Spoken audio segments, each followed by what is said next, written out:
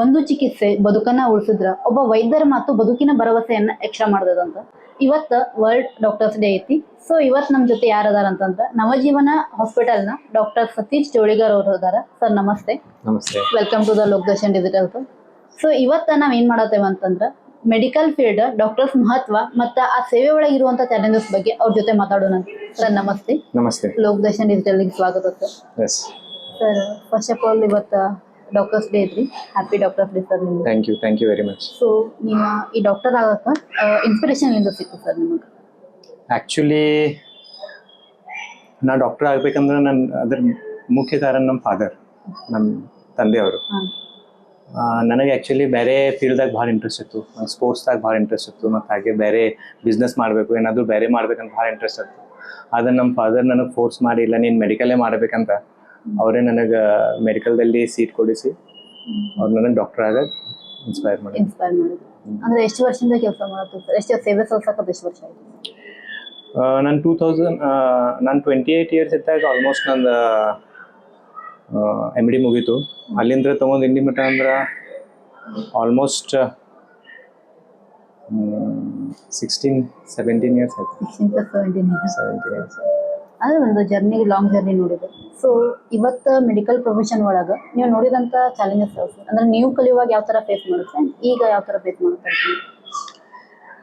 ಇತ್ತೀಚೆಗೆ ಏನಾಗೈತಿ, life style diseases ಭಾಳ ಜಾಸ್ತಿ ಆಗಿಬಿಟ್ಟಿದಾವೆ ಫಸ್ಟ್. ಮತ್ತು ಈಗ ಏನಾಗೈತಿ, ಮೊದಲು ನಾವು ನೋಡ್ತಿದ್ವಿ ಕಿ ಇನ್ಫೆಕ್ಟಿವ್ ಡಿಸೀಸ್ ಭಾಳ ಇರ್ತಿತ್ತು. ಇನ್ಫೆಕ್ಟಿವ್ ಡಿಸೀಸ್ ಅಂದ್ರೆ ಟೈಫಾಯ್ಡ್ ಆಯಿತು, ಕಾಲ್ರಾ ಆಯಿತು, ಡೈರಿಯಾ ಆಯಿತು, ಇಂಥವೆಲ್ಲ ಡಿಸೀಸ್ ಭಾಳ ಇರ್ತಿತ್ತು. ಯಾಕಂದ್ರೆ ಅವಾಗ ಮಂದಿ ಕುಡಿಯೋ ನೀರನ್ನು ಎಸ್ಪೆಷಲಿ ಡ್ರಿಂಕಿಂಗ್ ವಾಟ್ರ್ ಏನೂ ಇದನ್ನು ತೊಗೋತಿರ್ಕಿಲ್ಲ, ಪ್ರಿಕಾಷನ್ ತೊಗೋತಿರ್ತಿರ್ಕಿಲ್ಲ. ಎಲ್ಲಿ ಹೋದ್ರೂ ಅಲ್ಲೇ ನೀರು ಕುಡಿತಿದ್ರು. ಆದರೆ ಇತ್ತೀಚೆಗೆ ನಾವು ನೋಡತ್ತೀವಿ ಕಿ people have become smart. They are drinking good water. ಅಂದ್ರೆ ಆಲ್ಮೋಸ್ಟ್ ಎಲ್ಲರೂ ಬಿಸ್ಲೇರಿ ಅದು ಯೂಸ್ ಮಾಡ್ತಾರೆ. ಹಾಗಾಗಿ ಇನ್ಫೆಕ್ಟಿವ್ ಡಿಸೀಸ್ ಭಾಳ ಕಮ್ಮಿ ಆಗಿಬಿಟ್ಟಿದಾವೆ. ಆದರೆ ಇತ್ತೀಚೆಗೆ ನಾವು ನೋಡತ್ತೀವಿ life style diseases, for example blood pressure ಆಗಿರ್ಬೋದು, ಡಯಾಬಿಟೀಸ್ ಆಗಿರ್ಬೋದು, ಥೈರಾಯ್ಡ್ ಆಗಿರ್ಬೋದು, ಒಬೆಸಿಟಿ ಆಗಿರ್ಬೋದು, ಇಂಥವೆಲ್ಲ ಡಿಸೀಸಸ್ ಭಾಳ ಜಾಸ್ತಿ ಆಗಿಬಿಟ್ಟಿದಾವೆ. ಅಂದ್ರೆ ಅವಾಗ ಮೊದಲು ಬರ್ತಿದ್ದಂಥ ರೋಗಗಳಿಗೆ ಕಂಪೇರ್ ಮಾಡಿದ್ರೆ ಈ ರೋಗಗಳು ಪವರ್ಫುಲ್ ಅನ್ನಿಸ್ತಾವೆ, ಇವು ರೆಮಿಡಿ ಐತಿ ಸರ್? ಇಲ್ಲ, ಈಗಿನ ರೋಗಗಳು ಭಾಳ ಪವರ್ಫುಲ್ ಅದಾವೆ. ಮೊದ್ಲಿನ ರೋಗ ಹೆಂಗಿದ್ವಿ, ಅದು ಭಾಳ ಶಾರ್ಟ್ ಸ್ಪ್ಯಾನ್ ಟ್ರೀಟ್ಮೆಂಟ್ ಇರ್ತಿತ್ತು. 4 to 5 days ಒಳಗೆ ಮಂದಿ ಆರಾಮ್ ಹಾಕಿದ್ರು ಮತ್ತು ನಾವು ಪೇಷಂಟಿಗೆ ಮನೆಗೆ ಕಳಿಸ್ಕೊಡ್ತಿದ್ವಿ. ಆದರೆ ಈಗಿನ ಡಿಸೀಸ್ ಏನದ, these are life long requiring medicine and treatment. So ಅವ್ರ ಲೈಫ್ ಸ್ಟೈಲ್ ಇಂಪ್ರೂವ್ ಮಾಡಿದ್ರು ಅಂದ್ರೆ ಏನಾದರೂ ಅದರಲ್ಲಿ ಉಪಯೋಗ ಆಕೈತಿ. ಅಂದ್ರೆ ಮೆಡಿಸಿನ್ಸ್ ನಾವು ಕಮ್ಮಿ ಮಾಡ್ಬೋದು, ಇಲ್ಲ ಅಂದ್ರೆ ಅವ್ರು ಮೆಡಿಸಿನ್ ಹೆಚ್ಚು ಹಾಕೊಂತ ಹೋಗ್ತಾ ಹೊರತಾಗಿ ಕಮ್ಮಿ ಆಗೋದಿಲ್ಲ. ಸೊ ಒಂದು ನಿರ್ದಿಷ್ಟ ಇದರಲ್ಲಿ ಔಷಧಿ ಇಲ್ಲ, ಕಂಟಿನ್ಯೂ ತಗೋತಾನೆ ಹೋಗಬೇಕು, ಕಂಟಿನ್ಯೂ ತಗೊಳ್ಳುವಂತ. Because of bad or wrong life style. So ಅದನ್ನ ಇಂಪ್ರೂವ್ ಮಾಡೋ ಮಟ್ಟ ಅವರಿಗೆ ಮೆಡಿಸಿನ್ ಬಿಡಕ್ಕೆ ಆಗೋದಿಲ್ಲ. ಸೊ ಈಗ AI ಮತ್ತು ಟೆಕ್ನಾಲಜಿ ಬಂದು ಮೆಡಿಕಲ್ ಪ್ರೊಫೆಷನ್ ಒಳಗೆ ಏನೇನು ಚೇಂಜಸ್ ಆಗೈತಿ, ಬೆನಿಫಿಟ್ ಎಷ್ಟಾಗೈತಿ ಮತ್ತು ಅದನ್ನ ಲಾಸ್ ಏನಾಗೈತಿ? AI ಬಂದ್ಮೇಲೆ ಬೆನಿಫಿಟ್ ಅನ್ಕ ಆಗೈತಿ. ಯಾಕಂದ್ರೆ ಸ್ವಲ್ಪ ಡಿಪಾರ್ಟ್ಮೆಂಟ್ಸ್ ಅನ್ಬೋದು ನಾವು. ಫಾರ್ ಎಕ್ಸಾಂಪಲ್ ರೇಡಿಯೋಲಜಿ ಅದು ಅನ್ಬೋದು, ಅದರಲ್ಲಿ ಇಮೇಜ್ ಏನು ರೀಡಿಂಗ್ ಇರ್ತೈತಿ, that is become quite easy. ಆದ್ರೂ ಎಷ್ಟೇ ಇರಲಿ AI cannot replace any doctors. Because doctors ಗತಿ ಏನು ಡಾಕ್ಟರ್ಸ್ ಒಂದು ಹ್ಯೂಮನ್ ಟಚ್ ಕೊಡ್ಬೋದು, ಅದನ್ನು AI ಕೊಡಕ್ಕೆ ಸಾಧ್ಯ ಇಲ್ಲ. AI can just be a tool, but it cannot replace doctors in any terms.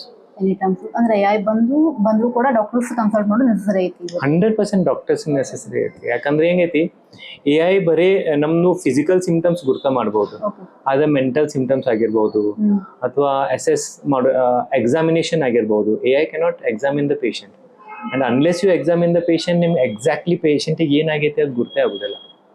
ಅಂದ್ರೆ ಈಗ ನಾವೆಲ್ಲ ಯೂಸ್ ಸರ್, ನಮಗೆ ಹೆಂಗಂದ್ರೆ ಡಾಕ್ಟರ್ನ ಕನ್ಸಲ್ಟ್ ಮಾಡಕ್ಕೆ ಭಾಳ ಅಲರ್ಜಿ ನಮಗೆ. ಈಗ ನಮಗೆ ಏನೋ ಆಗೈತೆ ಅಂದ್ರೆ ಜಸ್ಟ್ ಇವು ChatGPT ಹಾಕ್ತೀವಿ, ನಮಗೆ ಹಿಂಗಾಗೈತಿ, ಅದು ಯಾವುದೋ ಒಂದು ರೆಮಿಡಿ ಹೇಳ್ತೈತಿ, ನಾ ಮಾಡಿದ್ದೇನೆ ಸರ್, ಇದನ್ನ ಆನೆಸ್ಟಾಗಿ ಒಪ್ಕೋತೀನಿ.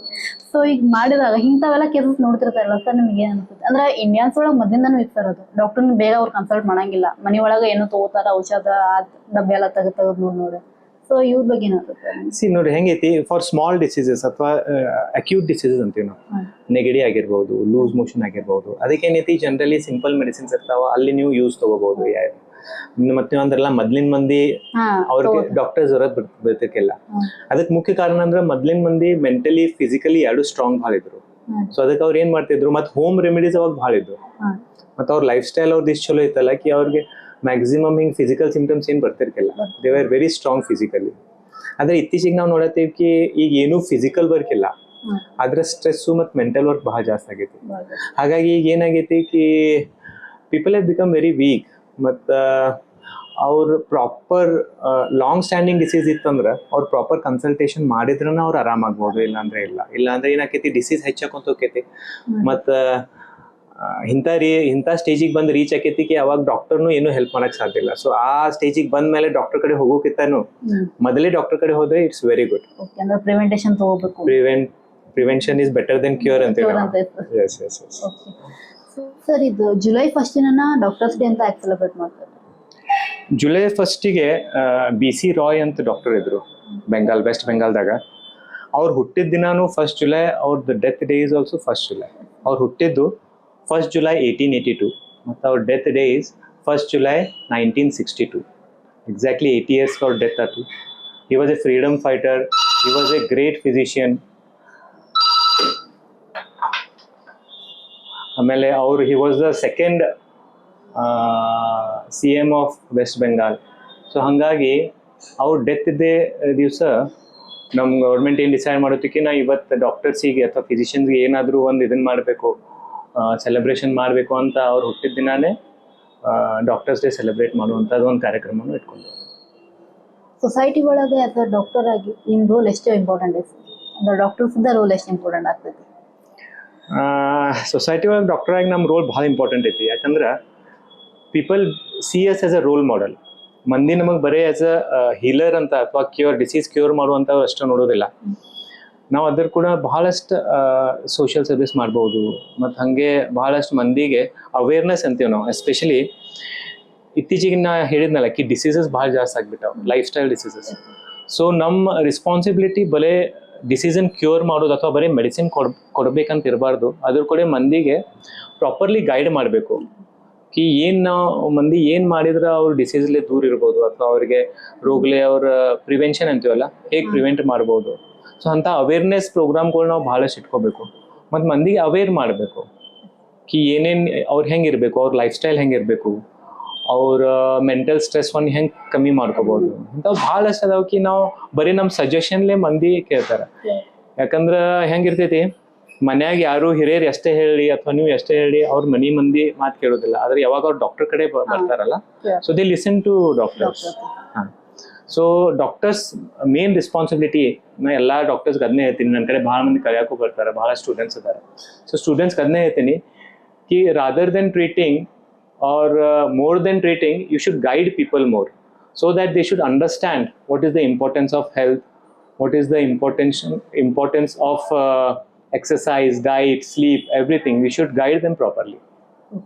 ಅಂದ್ರೆ ಈಗ ವರ್ಲ್ಡ್ ಡಾಕ್ಟರ್ಸ್ ಡೇ ಐತಲ್ಲ ಇವತ್ತು, ಸೊ ಇವತ್ತು ನೀವು ಒಂದು ಮೆಸೇಜ್ ಕೊಡ್ಬೇಕಂದ್ರೆ ಪಬ್ಲಿಕ್ ಏನು ಹೇಳ್ತಾರೆ? ಪಬ್ಲಿಕ್ಗೆ ಒಂದು ಮೆಸೇಜ್. ಪಬ್ಲಿಕ್ಕಿಗೆ ನಾ ಎಲ್ಲರಿಗೂ ಕೇಳ್ಕೊಳ್ಳೋದು ಒಂದು ಕಿ you should keep your health as a priority. ನಿಮ್ಮ ಲೈಫ್ದಾಗ ಎಲ್ಲರಿಗಿಂತ ಮುಖ್ಯ ನಿಮ್ಮ ಹೆಲ್ತೇ ಇರಬೇಕು. ಯಾಕಂದ್ರೆ ನಮ್ದು ಹೆಲ್ತ್ ಚಲೋ ಇದ್ರೂ ನಾವು ನಮ್ದು ವೆಲ್ತ್ ಆಗಲಿ ಅಥವಾ ಏನೋ ಎಂಜಾಯ್ ಮಾಡ್ಬೋದು. ಇಲ್ಲ ಅಂದ್ರೆ ನಾವು ಏನೂ ಎಂಜಾಯ್ ಮಾಡೋಕ್ಕೆ ಸಾಧ್ಯ ಇಲ್ಲ. ಹೆಲ್ತ್ ಈಸ್ ವೆಲ್ತ್ ಅಂತೀವಿ ನಾವು. That is 100% right. If you are healthy in a student life, you can read properly, you can get good marks. In your professional life ನಿಮ್ದು ಹೆಲ್ತ್ ಚಲೋ ಇದ್ರೂ ನೀವು ನಿಮ್ದು ಲೈಫ್ ಎಂಜಾಯ್ ಮಾಡ್ಬೋದು. ಇಲ್ಲಾಂದ್ರೆ ನೀವು ಎಷ್ಟು ಗಳಿಸ್ರಿ, ಎಷ್ಟು ವೆಲ್ತ್ ಮಾಡ್ರಿ, ಅದಕ್ಕೆ ಏನೂ ಇಂಪಾರ್ಟೆನ್ಸ್ ಇರೋದಿಲ್ಲ. ಈಗ ಏನು ಮಾಡ್ತಾರೆ ಮಂದಿ, ಇಷ್ಟು ತಂದು ಹೆಲ್ತ್ ಕೆಡಿಸ್ಕೊಂಡು ಬಿಡ್ತಾರೆ. ಅವ್ರ ಸ್ಲೀಪಿಂಗ್ ಪ್ಯಾಟರ್ನ್ ಬರೋಬ್ಬರ ಇರೋದಿಲ್ಲ, ಒಟ್ಟು ಫಿಸಿಕಲ್ ಎಕ್ಸಸೈಸ್ ಮಾಡೋದಿಲ್ಲ. This is the worst thing we people are doing right now, including doctors. So ನಾವು ಎಲ್ಲರೂ first priority is to health. Proper exercise, proper diet and proper sleep. These are the 3 important things we all should remember. ಮತ್ತು ನಾವು ಎಲ್ಲರೂ ಇದನ್ನು ಮಾಡಲೇಬೇಕು. In time ಮಲ್ಕೊಳ್ಳೋದು, in time ಹೇಳೋದು, ಬೆಳಿಗ್ಗೆ ಎದ್ದ ಕೂಡಲೇ ಎಕ್ಸಸೈಸ್ ಮಾಡೋದು, ಒಳ್ಳೆ ಡೈಟ್ ಇತ್ತೀಚೆಗೆ ಇಷ್ಟು ಕೆಟ್ಟಾಗ್ಬಿಟ್ಟೈತಿ. ಈಗ ನಾನು ನಿಮ್ಗೆ ಹೇಳ್ತಾ ಇದ್ನ, ಈಗ ಡಿಸೀಸ್ ಹೆಚ್ಚಾಗಕ್ಕೆ ಮೇಜರ್ ರೀಸನ್ ಇಸ್ ಡೈಟ್. ಯಾಕಂದ್ರೆ ಈಗ ನಮ್ಮ ಊಟದಲ್ಲಿ ಏನೂ ಪೌಷ್ಟಿಕ ಆಹಾರ ಇರೋದಿಲ್ಲ. ಮತ್ತು ನಾವು ಯಾರು ಇದನ್ನ ವಿಚಾರ ಮಾಡೋದಿಲ್ಲ ಕಿ ನಾವು ಏನು ಊಟ ಮಾಡ್ತಾ ಇದ್ವಿ ಅಥವಾ ನಾವು ಏನು ತಿಂತಾ ಇದ್ವಿ. ನಮ್ಗೆ ಏನು ಅನಿಸ್ತೈತಿ, ಅವರ್ ಬಾಡಿ ಇಸ್ ಎ ಡಸ್ಟ್ಬಿನ್. ಮತ್ತು ನಾವು ಏನು ಮಾಡ್ತೀವಿ, ಏನು ಬೇಕಾದ್ದೆಲ್ಲ ತಿಂದ್ಬಿಡ್ತೀವಿ. ಫಾರ್ ಎಕ್ಸಾಂಪಲ್ ಈಗ ಜಂಕ್ ಫುಡ್ ಇಷ್ಟು ಜಾಸ್ತಿ ಆಗ್ಬಿಟ್ಟೈತಿ. ಪಿಜ್ಜಾ, ಬರ್ಗರ್, ಮ್ಯಾಗಿ ಇದೆಲ್ಲದಲ್ಲಿ ನಾಟ್ ಇವನ್ ಎ ಸಿಂಗಲ್ ಯಾವುದು ನಮಗೆ ಪೌಷ್ಟಿಕ ಆಹಾರ ಇಲ್ಲ. ಸೊ ಹಾಗಾಗಿ ನಾವು ಏನು ತಿನ್ನತ್ತಿಲ್ಲ at least for some time you should think ನಾವು ಎಷ್ಟು ಶುಗರ್ ತೊಗೊಳತ್ತೀವಿ. ಇತ್ತೀಚೆಗೆ ಶುಗರ್ ಇಷ್ಟು ಜಾಸ್ತಿ ಆಗ್ಬಿಟ್ಟೈತಿ, that is a major reason for diabetes. ಈಗ ನಮ್ಮ ಇಂಡಿಯಾ ಆಲ್ಮೋಸ್ಟ್ ಡಯಾಬಿಟೀಸ್ದಾಗ ಟಾಪ್ದಾಗ ಹೋಗೋದೈತಿ, ಡಯಾಬಿಟಿಕ್ ಪೀಪಲ್ದಾಗ. So we all should take care. ನಾವು ಏನೇ ತಿನ್ಬೇಕಂದ್ರೂ 2 ನಿಮಿಷ ಮೊದಲು ವಿಚಾರ ಮಾಡಬೇಕು, ನಾವು ಏನು ತಿನ್ನತ್ತೀವಿ ಅದ್ರಾಗ ಏನೇನು ಐತಿ, how much nutritional value it has got, ಎಷ್ಟು ಪ್ರೋಟೀನ್ ಐತಿ, ಎಷ್ಟು ಕಾರ್ಬೋಹೈಡ್ರೇಟ್ ಐತಿ, ಎಷ್ಟು ಫ್ಯಾಟ್ಸ್ ಐತಿ, ಇದನ್ನೆಲ್ಲ ನಾವು ವಿಚಾರ ಮಾಡಿ ತಿನ್ನಬೇಕು. ಯಾಕಂದ್ರೆ ನಮ್ಮ ಬಾಡಿ ಅನ್ನಲ್ಲ ಆ್ಯಸ್ ಎ ಡಸ್ಟ್ಬಿನ್ ನಾವು ಟ್ರೀಟ್ ಮಾಡ್ಬೋದು, ಇದನ್ನ ನಾವು ಒಂದು ಆ್ಯಸ್ ಎ ಟೆಂಪಲ್ ನಾವು ಟ್ರೀಟ್ ಮಾಡಬೇಕು. ಏನು ಒಳಗೆ ಹೊಂಟೈತಲ್ಲ ಚಲೋನ ಒಳಗೆ ಹೋಗಬೇಕು. ಯಾಕಂದ್ರೆ ನಮ್ಮ ಬಾಡಿ ಒಳಗೆ ಏನು ಹೋಗ್ತೈತಿ ನಾವು ಹಂಗೆ ಇರ್ತೀವಿ, ನಮ್ಮ ಮೈಂಡು ಹಂಗೆ ಆಕೈತಿ. ಸೊ ಇದನ್ನೆಲ್ಲ ನಾವು ಯಾವಾಗಾದ್ರೂ ಕಾನ್ಷಿಯಸ್ ಇರಬೇಕು. Consciousness is the key factor ಅಂತೀವಿ.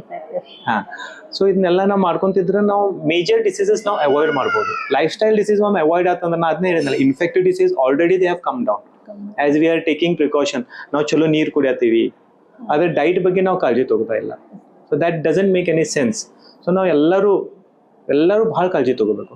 ಮತ್ತು ಎಸ್ಪೆಷಲಿ ಎಲ್ಲ ಡಾಕ್ಟರ್ಸ್ ನಾವು ಮಂದಿಗೆ ಹೇಳ್ತೀವಿ, ಆದ್ರೆ ಸ್ವತಃ ಡಾಕ್ಟರ್ಸೇ ಕಾಳಜಿ ತಗೊಳ್ಳೋದಿಲ್ಲ.